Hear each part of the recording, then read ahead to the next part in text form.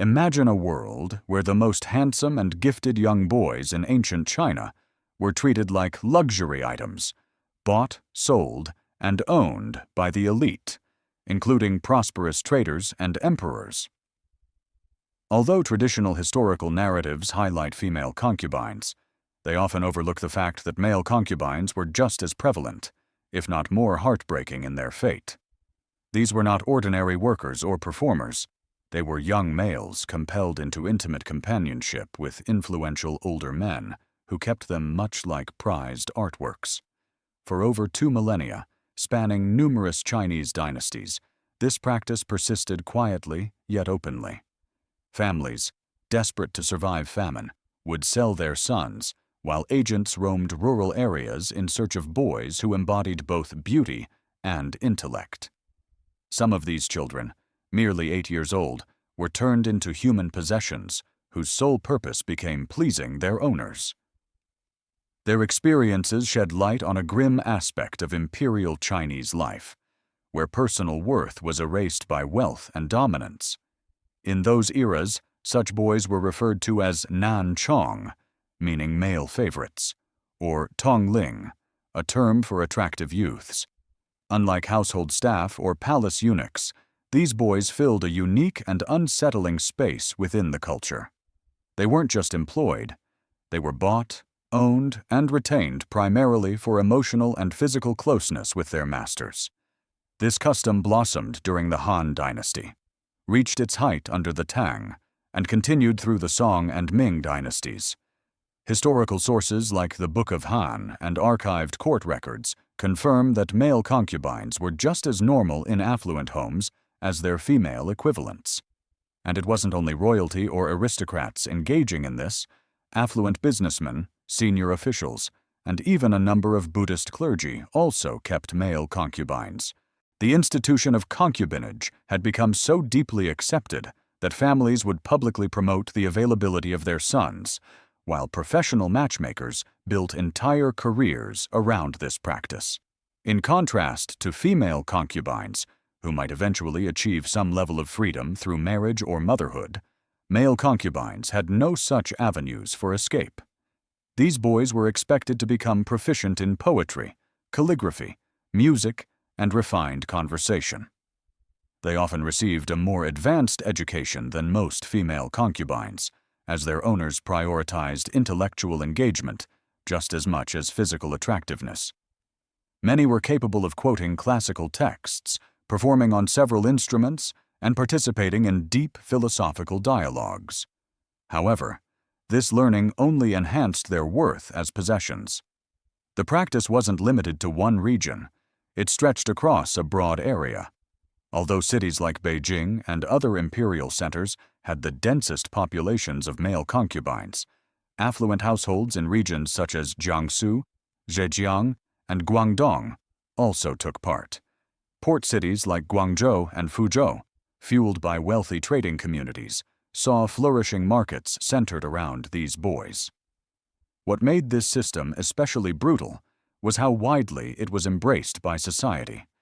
Confucian scholars, despite preaching strict moral standards, kept male concubines openly and without remorse.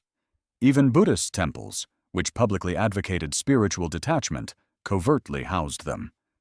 The double standards were enormous, yet the behavior was treated as ordinary. The age of acquisition differed, but most male concubines were taken in between the ages of 8 and 16. By the time they reached their mid-20s, they were already seen as past their prime. Unlike their female counterparts, who might rise in rank by bearing children, male concubines faced an unavoidable decline. As they grew older, many male concubines were cast aside, creating a relentless atmosphere of fear and hopelessness that shaped their entire lives. This experience was uniquely severe, one that even female concubines, despite their own hardships, did not often endure in the same way. The process of turning innocent boys into male concubines typically started with families driven to the edge by famine, floods, or financial ruin. Faced with the grim prospect of watching their children perish, parents were forced into an impossible decision: let them die, or sell them to affluent households. Sons were usually chosen over daughters, as male concubines fetched higher prices than female domestic workers. Recruiters, known as renya, meaning human teeth, were professionals who roamed destitute villages, hunting for boys who matched precise standards. They searched for smooth skin, fine facial features, expressive eyes, and elegant posture. Intelligence was considered just as important as physical attractiveness, since wealthy patrons desired companions who could engage in discussions about literature, politics, and philosophy. The selection process was cold and humiliating. Boys were inspected like cattle, their teeth checked for signs of health, their hands evaluated for potential in the arts, and their voices assessed for musical ability. Scouts were especially focused on bone structure, believing it would indicate the boy's appearance as he matured. Those who met all criteria were taken away from their homes without delay. Jungsdai, a writer from the Ming Dynasty, recorded these events in his memoirs. He described how these scouts would show up during failed harvests, bringing silver coins and contracts written in terms the illiterate farming families couldn't read or grasp. Parents who placed their names on these agreements rarely understood what they were signing. Families who signed such documents seldom ever saw their sons again. The agreements generally lasted between 10 to 15 years, though many boys passed away well before their terms were fulfilled. Once acquired, the boys underwent a harsh initiation process meant to erase any trace of their former selves. They were assigned new identities, typically poetic names like Precious Jade or Autumn Moon. Their heads were shaved, and they were clothed in silk garments that symbolized ownership rather than individuality. Any form of defiance resulted in beatings, starvation, or even more severe consequences. The training they received was unexpectedly advanced. Boys were instructed in classical Chinese poetry, forced to memorize thousands of lines, and spent long hours each day refining their calligraphy skills. Music lessons were compulsory, with instruments like the guqin and pipa forming the core of their instruction. They also learned dance, vocal performance, and stage acting. Some were taught massage techniques, herbal medicine, and basic bookkeeping to enhance their market value to future masters. Mental conditioning was just as crucial as physical training. Instructors employed both rewards and punishments to dismantle any sense of self-worth. They were indoctrinated to believe that their sole purpose was to satisfy their master's desires. Feelings of longing for home, resistance, or independent thought were swiftly and ruthlessly suppressed. The aim was to shape boys into elegant, skilled, and utterly obedient young men. The death rate during this preparation phase was alarmingly high. Those who failed to endure the intense routine, severe discipline, or emotional strain often succumbed to fatigue or malnourishment. Archives from the Tang Dynasty indicate that merely 60% of boys purchased for this role lived long enough to become formal concubines. The rest were laid to rest in unmarked burial sites, their families left unaware of what became of them. Daily life as a male concubine was a meticulously controlled act of obedience and amusement. They rose before sunrise to begin their preparations, spending extended periods on grooming, applying makeup, and selecting garments that suited the day's expectations. Unlike household servants assigned specific duties, male concubines had to remain in a constant state of alertness, always prepared to fulfill whatever desires their master might have. Their personal quarters reflected this uncertain rank, more privileged than those of ordinary servants, yet clearly beneath the status of Much like the wives of their masters, male concubines were kept in elegantly adorned chambers that functioned more like ornate prisons. Their windows were often secured with bars, doors locked from the outside, and every movement closely watched by loyal household attendants. No amount of silk garments, jade jewelry, or luxurious furnishings could conceal the reality. They were prisoners. Rivalry among male concubines living under the same roof was intense and could even turn lethal. Their masters often delighted in sparking these tensions, offering rewards to the most amusing or talented performer, while issuing threats or punishments to those who failed to please. This fostered a toxic environment where fear ruled, bonds were dangerous, and trust was a rare commodity. The internal hierarchy was viciously intricate.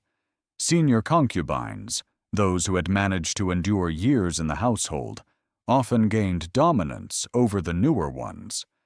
Rather than showing kindness, they frequently adopted the role of harsh overseers. They had come to believe that any form of solidarity was a weakness, and weakness inevitably led to removal or worse. Newly arrived concubines were subjected to brutal initiations. These included being denied food, enduring shame in front of others, and at times suffering physical abuse, all with the unspoken approval of the household's entrenched power structure. Their daily routines were dictated entirely by the master's personal preferences and social obligations. Mornings might be filled with reciting poetry, practicing calligraphy, or rehearsing musical pieces. Afternoons could involve providing massages, engaging in stimulating conversation, or accompanying the master to elite gatherings, where they were expected to entertain guests like trained performers. The emotional and psychological damage was profound. Many experienced what we would today diagnose as severe anxiety, clinical depression, and trauma-induced behaviors.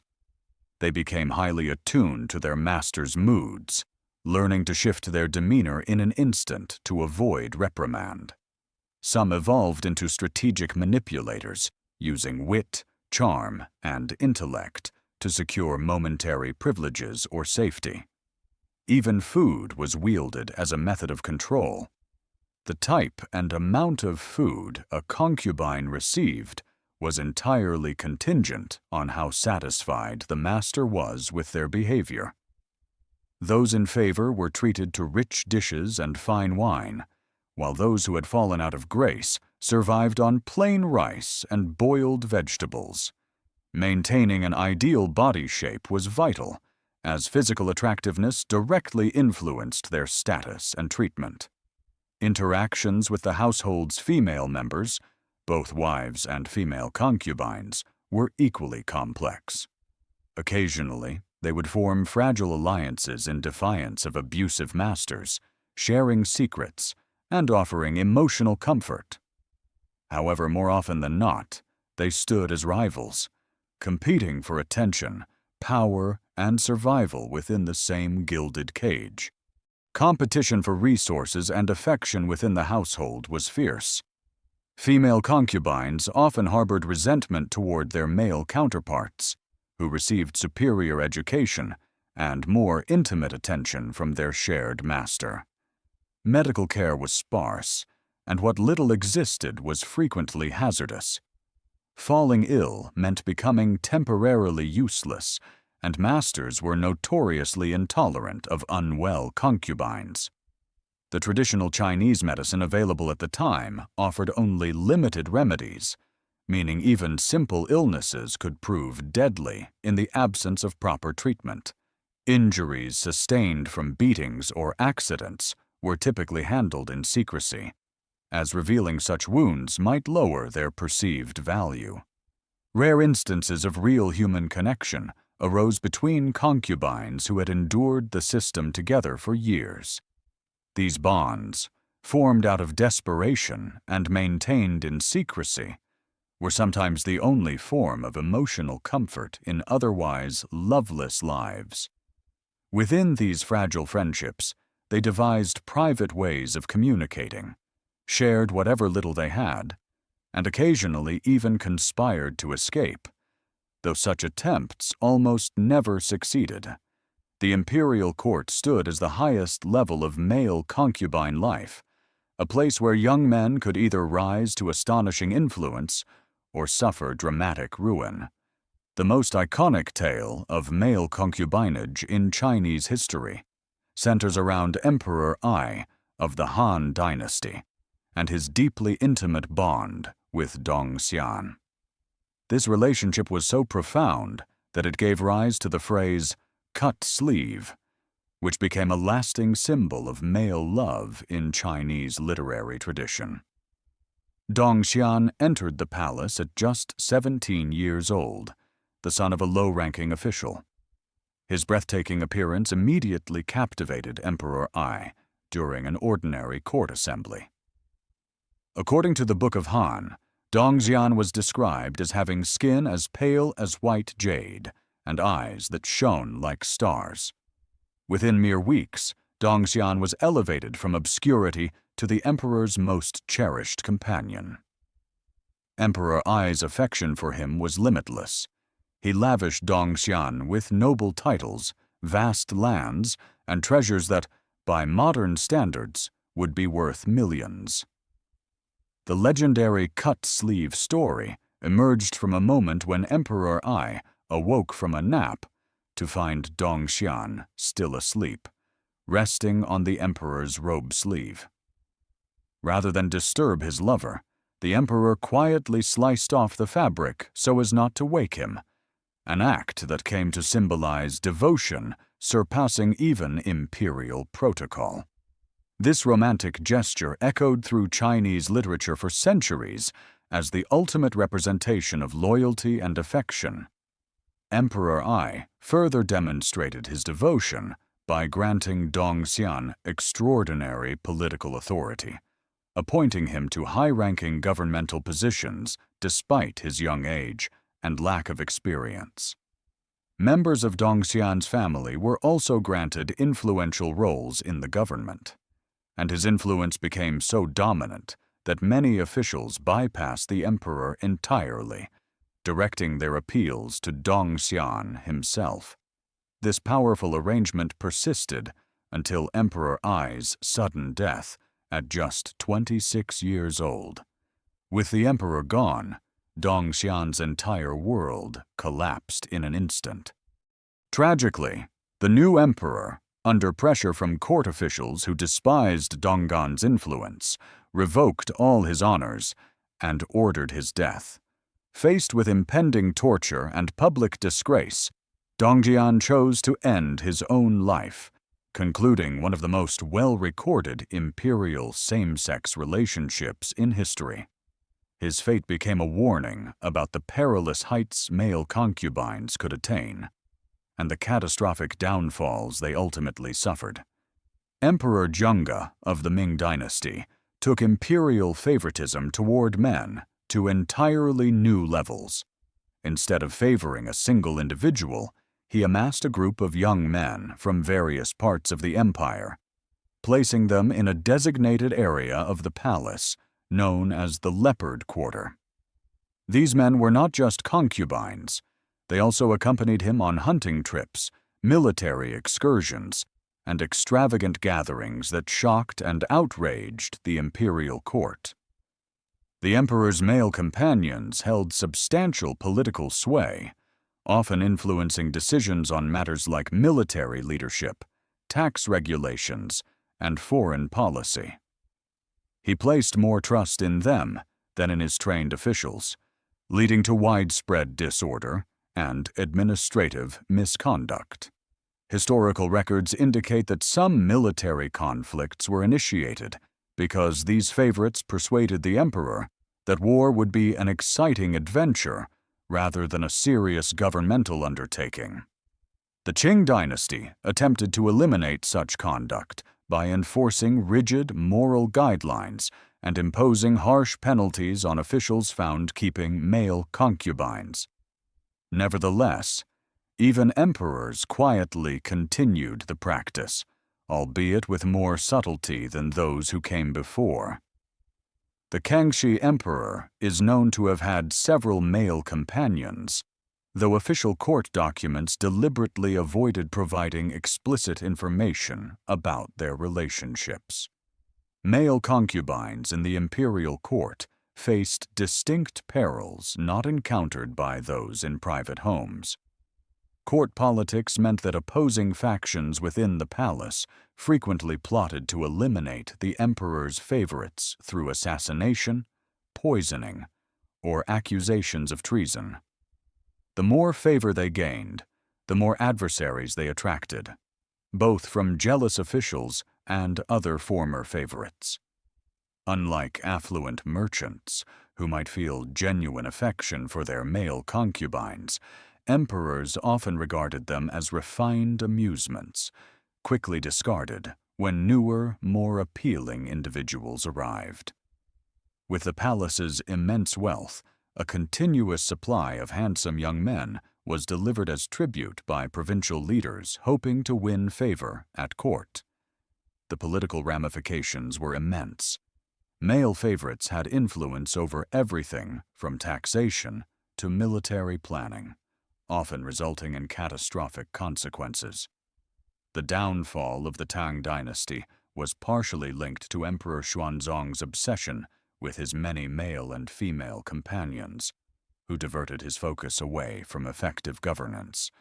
Many imperial male concubines met violent ends.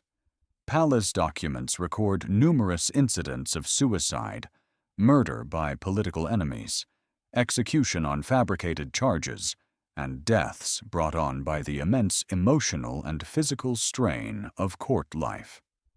These individuals were often buried in unmarked graves beyond the walls of the Forbidden City, their identities removed from historical records as if they had never lived.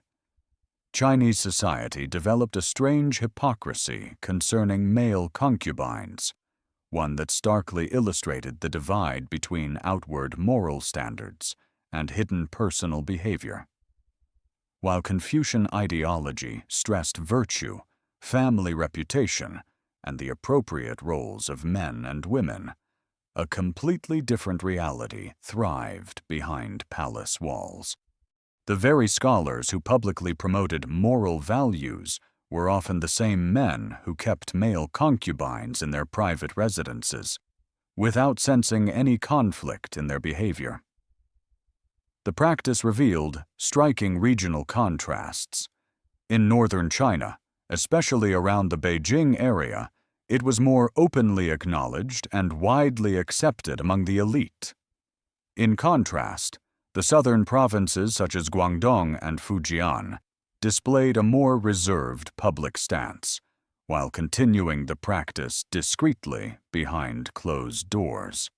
Wealthy traders and businessmen in coastal cities like Guangzhou had well-established networks dedicated to sourcing and exchanging male concubines, even as they outwardly upheld the virtues of traditional family structures. Literature and poetry served as key tools in beautifying and idealizing these relationships. Well-known poets such as Li Bai and Du Fu penned verses that praised the elegance and companionship of young men, albeit in carefully crafted language that avoided overt references. These works circulated widely, becoming part of the culture and helping to legitimize the presence of male concubines, even as the broader society officially rejected the practice. Economic hardship was a powerful force behind this widespread duplicity. Families who sold their sons into concubinage often did so in order to afford respectable marriages for their daughters. It was seen as an unfortunate but necessary trade-off to ensure the household's survival. The logic was brutal. Sacrificing the well-being of one child could preserve the lives of the rest. Children, especially boys, were reduced to assets whose value could be measured and traded. Religious institutions added yet another layer of moral contradiction. Buddhist and Taoist temples, which taught detachment from earthly desires, frequently concealed male concubines within their walls.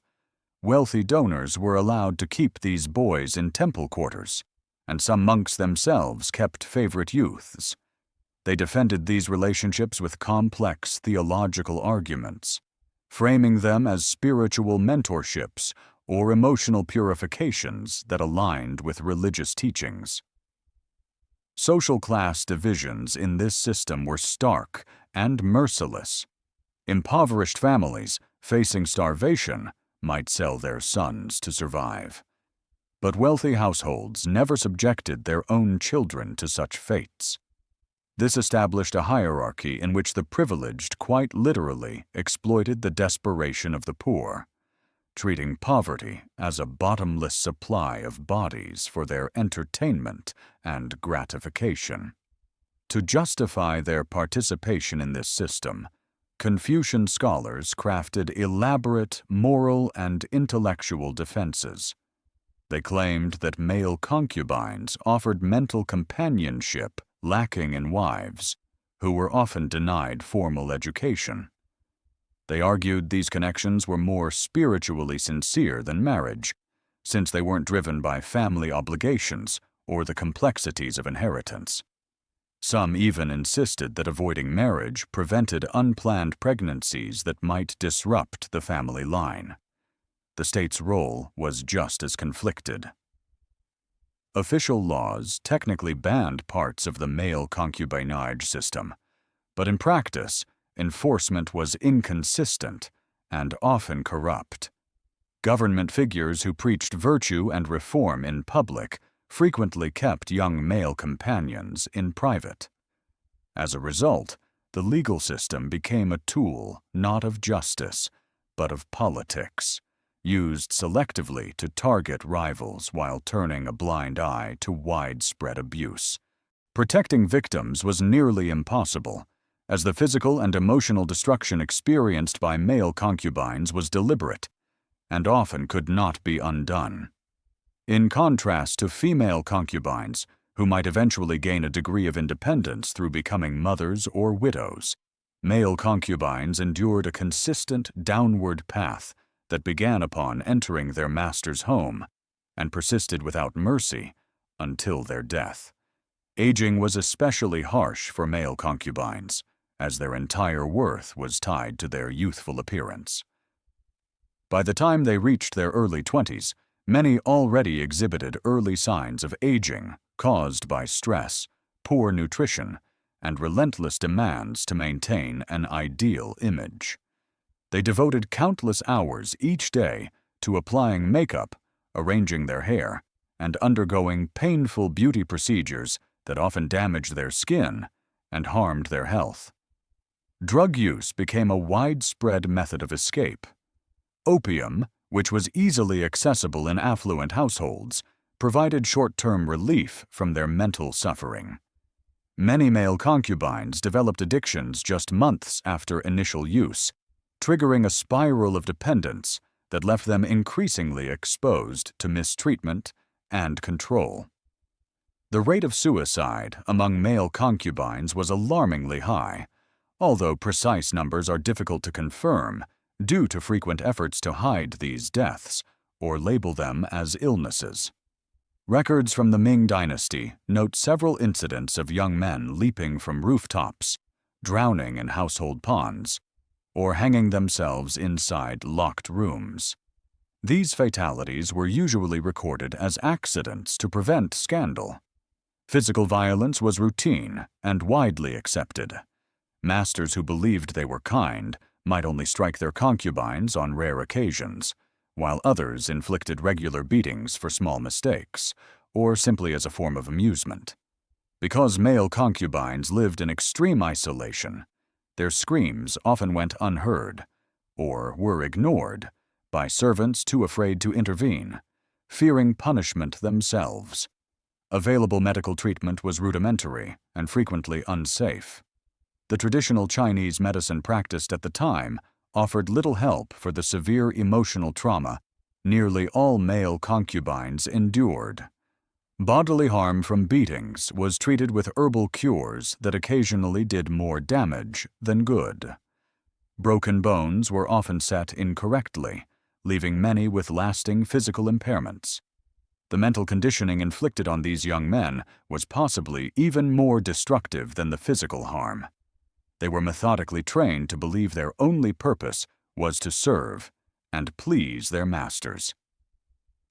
Informal support networks among concubines circulated knowledge about abusive masters to avoid escape strategies and techniques for enduring brutal treatment.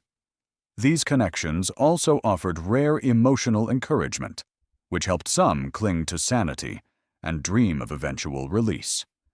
A small number of male concubines were able to shift into respected professions, becoming scholars, artists, or traders afterward. When their masters lost interest or passed away, male concubines faced uncertain futures. These changes in circumstance demanded extraordinary skill, significant fortune, and a complete reinvention of their personal identities. Above all, such transformations required access to networks and resources that the overwhelming majority of male concubines lacked. Instances of successful escape were so uncommon that they turned into legendary tales, stories handed down through generations, giving a glimmer of hope to those still confined, while simultaneously highlighting how nearly unattainable true freedom really was. The tradition of keeping male concubines began to decline during the late Qing dynasty, as modernization and Western influence started to challenge traditional Chinese societal norms. Christian missionaries, appalled by the practice, documented it in detail through letters sent back to Europe and America, generating international pressure for change. With the Republican Revolution in 1911, the Imperial regime officially came to an end, bringing with it the collapse of many aristocratic customs, including male concubinage. The newly formed Republic of China, keen to modernize and earn respect on the global stage, enacted laws explicitly banning the keeping of concubines, whether male or female. Despite these legal measures, enforcement was uneven, and the practice lingered on in remote regions for many more years. What became of the final generation of male concubines is mostly unknown. The majority were simply left behind by their former masters, who feared punishment under the new laws. Some died from hunger or disease, having never acquired the skills needed to live independently. Others vanished into the immense expanse of China's population. As this population faded, so too did their stories. With the Communist Party's rise to power in 1949, there came a more organized push to eradicate practices deemed remnants of a feudal past. Many former male concubines were tracked down and subjected to political interrogations, compelled to name their previous masters and recount the details of their former lives. Some were publicly executed, held up as symbols of the corrupt and outdated regime. Others were shipped off to labor camps under the banner of ideological re-education. In the decades that followed, modern China largely scrubbed this chapter from both state archives and public consciousness. The subject remains highly sensitive today, as it directly clashes with the constructed image of traditional Chinese moral purity. Scholars attempting to explore this era face formidable challenges. Access to reliable sources is limited, and countless historical documents have either been systematically destroyed or deliberately concealed. Yet the lives of male concubines in Imperial China unveil deeper, timeless truths about how human beings are exploited. Their stories expose how entire societies can normalize cruel and inhumane systems when those structures benefit the elite and powerful, while simultaneously preserving a moral facade that obscures the reality. Reflecting on this forgotten past enables us to better identify similar forms of abuse that persist in the modern age. The mechanisms may have evolved, but the patterns remain. Human trafficking, the exploitation of children, and numerous variations of forced labor still exist in the shadows today. Such systems often persist under the guise of legal structures or social norms that render them acceptable to those who gain from them. The young men involved, most of whose identities have vanished from historical record, deserve to be remembered, not as oddities or metaphors, but as real individuals who endured suffering and perished within a framework that saw them as possessions. Their histories serve as a warning that progress is never guaranteed, and that societies can slide back into brutality when injustice is ignored. Most importantly, their lives underline a vital truth. Human dignity must never be compromised, no matter the cultural setting or the era in which abuse takes place.